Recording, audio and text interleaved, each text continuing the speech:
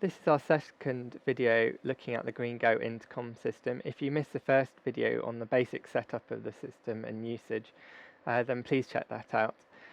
This will go into more advanced functionality and setup of the system. Each belt pack in the system has a specific user assigned to it. That user contains the settings such as channel assignment, which channels they can talk on, and some of the different options within the belt pack.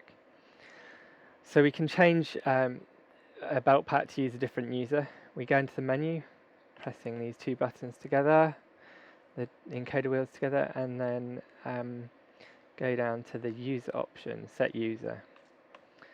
Select that, and then we get a list of all the possible users in the whole system that we can assign to this belt pack. So we're going to be user 1, and each belt pack must have a different user assigned to it. It won't work properly if two belt packs have the same user.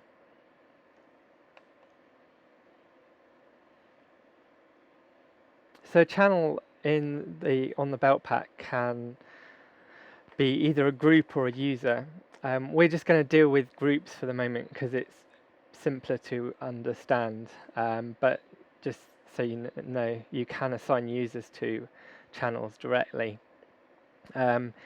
This belt pack is in 2-channel mode at the moment. You can configure it into 4-channel mode. The older belt packs only allow for 2 channels. Each belt pack can actually have up to 32 channels, but you don't have direct access to them on the buttons. Once a channel is assigned to a belt pack, that belt pack can hear everything going on within that channel, and they can talk, presuming it's not on the extended channels, easily to those channels as well. So we're going to the menu and channel assign. Sorry. And this will basically list all the 2 channels we were seeing, plus all the way up to 32. Now, if we assigned, say, a channel to 5, then we'd actually be able to hear what was going on channel 5, but there isn't an easy way to access that channel.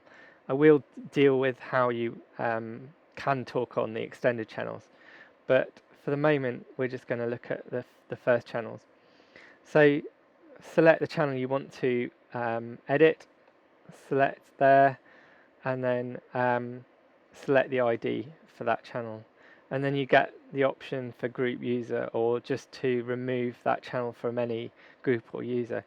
I would suggest sticking with groups for the moment and select the group and then basically change the group. So if I change that group to stage now and exit, you'll see now on channel 1 we've got stage. One of the nice features of these belt packs is that you can put a gate on the mic input, which means that if no one's actually talking on the channel, it makes the channel very quiet. But sometimes that can be a bit annoying, and often the gate either will trigger too early or you'll find that you're missing the start of people's speech. So depending on the situation, you might want to either turn the mic gate on or off, or adjust it. So basically go into audio settings and down to threshold. Now at the moment the gate is off. If we select that, we can adjust the gate, and this is the dB at which point it will deem someone to be talking and then open the channel up. Effectively you want to just set this just above the noise. If you're setting it, you want to set it just above the noise level so that the ambient noise isn't causing the gate to open on the mic, but is also keeping the channel quiet. If you don't like that feature, just turn it off. And also in here is the gain. Now the gain at the moment is set to auto. Maybe you don't want it the gain set to auto, so you can actually turn the gain off and then adjust the mic gain manually. Sometimes putting auto gain on the mic can be a bit annoying, so you can basically come in here and adjust it to your heart's content, but we're just going to put it back to medium. There we go, auto medium.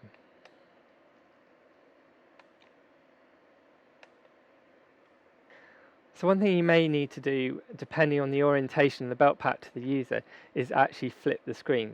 So we can do that. We go into the menu, go into device options, select that, and select flip. Turn the flip to main, both, and now the screen, I think, will be upside down. I'm going to turn it back again. Be easier the other way up.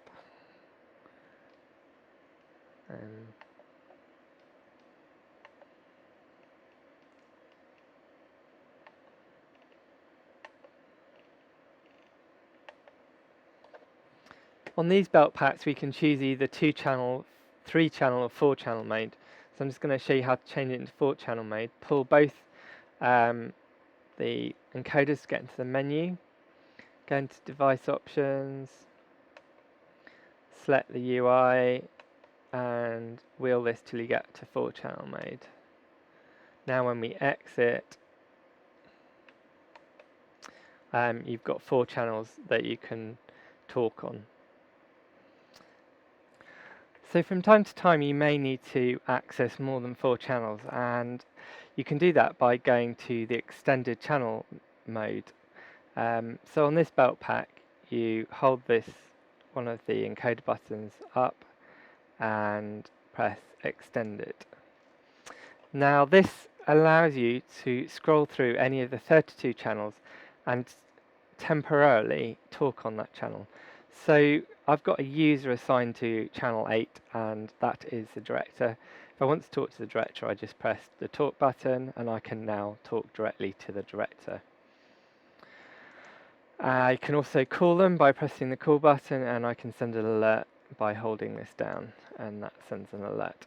If I want to adjust the volume of the channel, any channels in the extended menu will always be available on the headset, so I will always be able to hear this channel irrelevant of whether I'm in here or not. So you may actually need to mute a channel or adjust the volume.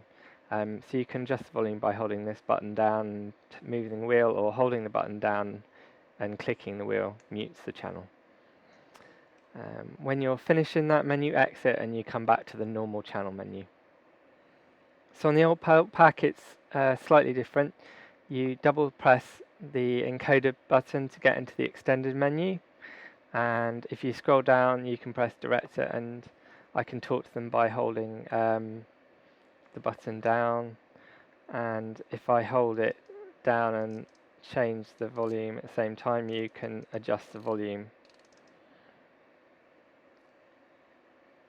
So the buzzer is a really neat feature if the user doesn't have the belt pack on, or hasn't got the headsets on, or isn't near the belt pack.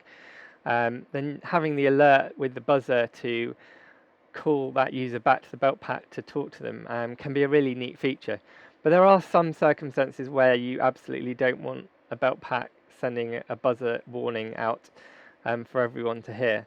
So you may need to be able to disable the buzzer. So to disable the buzzer, you go into the menu and go into options menu and go to buzzer and basically turn the buzzer on or off. So there's the buzzer off.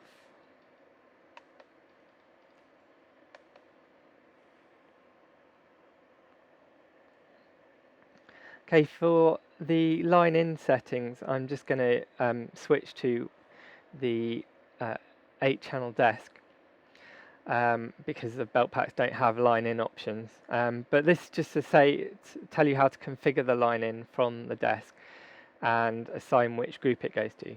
So on the desk we select setup and we scroll down to line in out, and here we can basically change which group the line in is going to.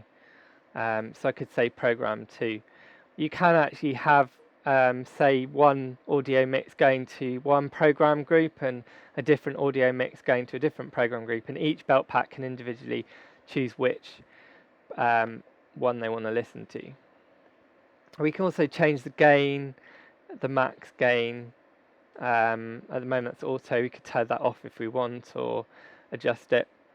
The threshold is the gate effectively, so at which point above which it cuts off the audio.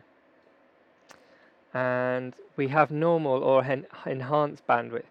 Enhanced bandwidth basically improves the quality, but at the so if you're listening to music, actually enhanced bandwidth can be quite good because it makes the music sound better, but it has the drawback that it requires more bandwidth on your network. Although if you're using a gigabit network, you probably don't have much to worry about. And we can also change the line out.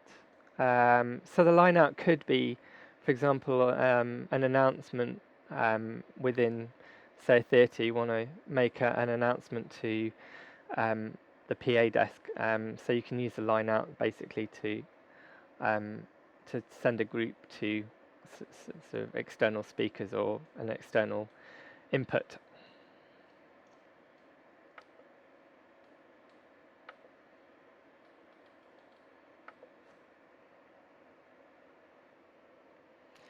With the battery belt packs, you need to be aware that the units actually need to be charged. You can actually check the battery level by holding down the encoder button, and at the moment I've got 4 bars. Also here you can see the signal strength to the antenna that's connected. So at the moment we've got fairly good battery and fairly good signal strength. We can charge the belt pack by connecting a USB charger to the USB point. So I'm just going to connect this.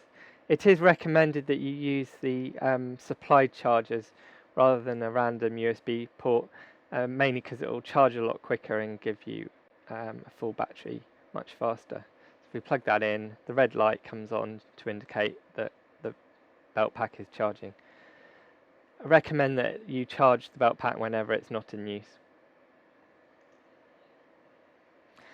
One thing you may have to do is pair the wireless belt pack here with its antenna, and to do that we press and hold the button here until the light starts flashing, and you'll see the light is flashing on the antenna indicating that it's ready to pair. So we put that aside. We go into the menu and we go to connections. We select which slot we want the antenna to go into and then hit that, and it will start pairing.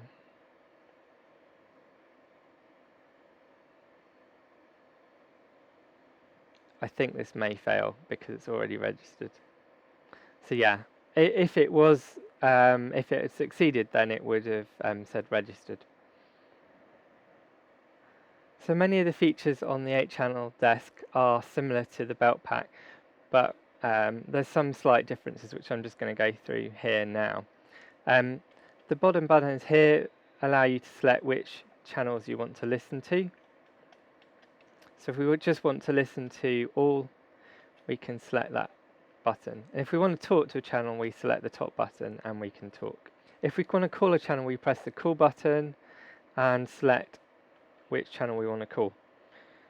Again, the same thing, if you hold this down, it will send an alert.